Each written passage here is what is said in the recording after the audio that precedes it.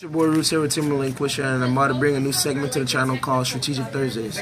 Meaning every Thursday I'm going to bring cards that I feel are going to be impactful for the meta based on what the community is saying, or cards that I really feel I could define the meta. What I have here is cards from the newest release set.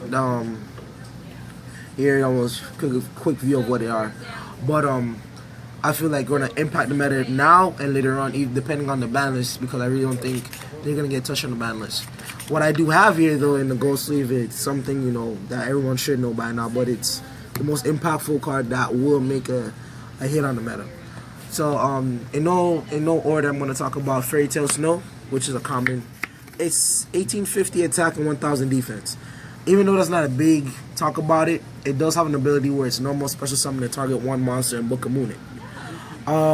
Also, the ability of it being resurrected from the graveyard, where you can banish 7 cards from a hand, field, or graveyard. You can bring it up. So if out of a 40 card deck, you can, if there's 28 cards all together, hand, field, or graveyard, you can use that card 4 times. It's a quick effect. So there's no limit to the card as long as you have access to it. In case of scenario like if Monarchs are trying to resolve, now they go Erebus, return, and you chain this card, you can book a moon to Erebus and the return will not resolve because the Monarch is no longer face up. So that's where the card could be disruptive. Another card I want to talk about is Blackwing Gofu, the Vague Shadow, which is a tuner, which is again really good in Monarchs.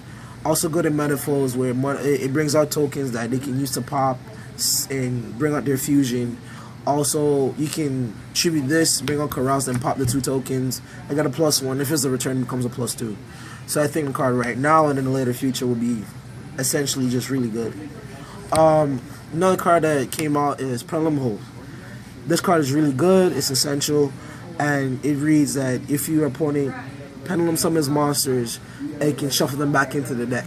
So it's not as great as Solemn Strike, but instead of paying 1500 life points, you can shuffle them back into the deck. And yes, your opponent can search them out, but when you want to very actively activate this card and then put your opponent in a position where you can kill them the next turn. Because when you shuffle them back, depending on how vast the number is, it sets them back a turn. And right now in the game, which has become more diverse and a lot more fast, that says a lot. So I believe right now in the near future, this card will be very explosive for those that don't have Solemn Strikes. Even though it's like $30, not all of us have jobs. So it's a really good card, and I said I would invest it. I would test it out. How I've tested it is really good. But it's really good. And this one card here, I have my opinions about it. I'm not so hype about the card, but it could be impactful in a good and a negative way. Chances are it could be a +1, and I also feel it could be a -1. The card I'm talking about is Part of Desires. This card, there's a lot of mixed reviews on this card. Me personally, like I said, I think the card's awful because in some scenarios it can be a great phenomenal card. In some scenarios it can be a very balanced card. So it's considerably broken, but it's average. Like for instance, when you're playing Blue Eyes, you can play the card and draw Broken and draw 1 more combo piece that you need to advance your game state. That's all well and good. But if you make a board where you have Dark Matter, Synchro, and something else, and your opponent is able to start off, have 6 cards, and break your board and set up for 2-3 plays ahead, this card becomes a -1 because the 10 cards that you banish, one of those cards or 2 of those cards you might need to interact to get back into the game is no longer there. So that's one way I gotta say the card is not that great. Another way I say this card is really phenomenal is when you play Metaphors in a deck like that plays multiples of 3 and it searches for everything, and it's impactful no matter how you look at it because of the engine.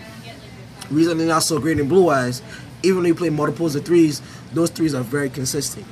It's very important, I meant to say. So really, that's all I really wanted to say about this. I will bring more content, bring more views about this, and hear more about what the community wants to say. Remember to like, subscribe, and enjoy this video, guys. If you guys have any comments or anything else you want to suggest we should bring onto the channel, we do answer to our email, which I'll put on there as well, and just comment. So this your boy Roots here from Quaker Comics signing out.